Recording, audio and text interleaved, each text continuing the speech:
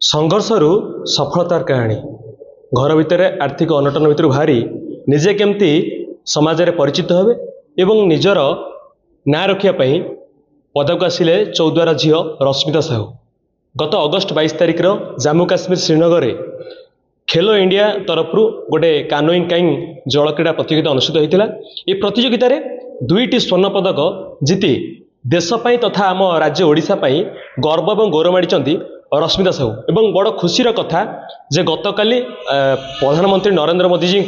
जो मन की बात कार्यक्रम रही कार्यक्रम मोदीजी सहित कथा होते शुभेच्छा जनाई तेबे से रश्मिता साहू सहित कथा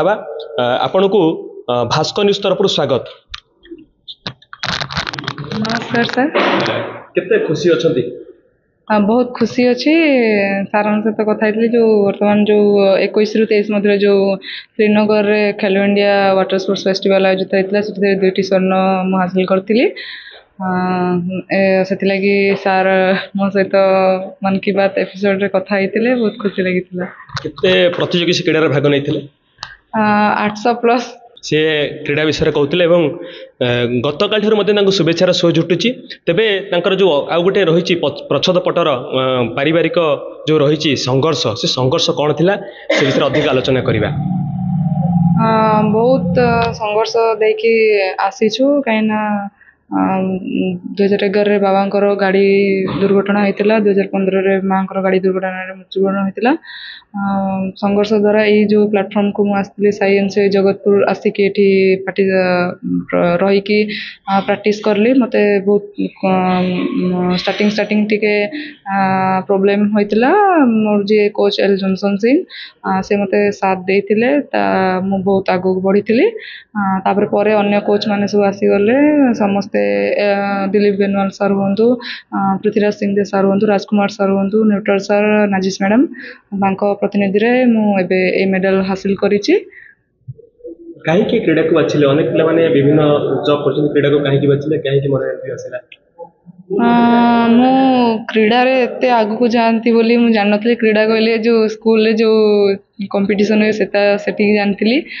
किंतु फुटबॉल जो खेलुली से जानती कि मैच होशा भितर कि कड़े मामू घर टांगी बाबा घर चौदार ताको छाड़देले मध्य किसी जान नी जगतपुर विषय भी एत ये नाला जो मुझे हॉस्टल जॉइन कली ऑल इंडिया मु सब जगह बुली सारे क्रीड़ा मत मो परिचय देछि मुझे परिचय को आगू को बढ़ेवा को। गतकाली मोदी जो कथा कौन कहते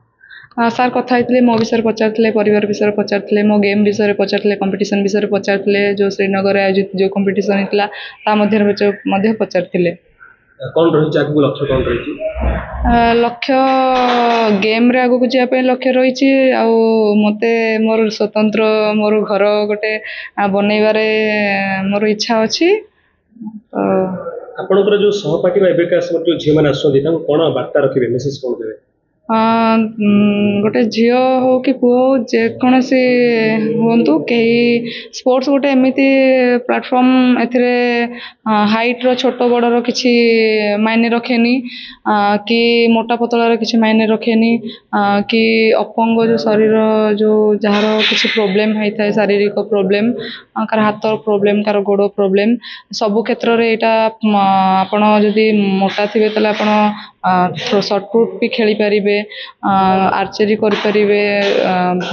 हाइट छोट थे रग्बी हरिका भी मतलब सबू खेल अवेलेबल अच्छे एमती ना कि मो द्वारा किसी हो पारनी मुझे हाइट मुझे करूनी मोर एत छोट हाइट मुझे करूनी मो हाथ प्रोब्लेम अच्छी मुझे करूनी पारा गेम भी अच्छी सबू पारा गेम रे भी पार्टिसिपेट करूँ मुझे चाहिए कि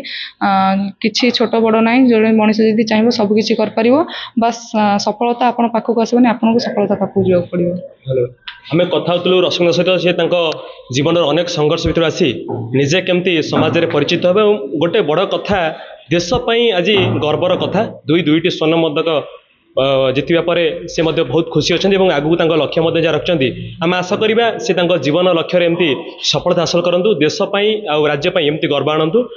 कटक जिला टांगी चौद्वारू प्रभात कुमार रिपोर्ट ओडिशा भास्कर।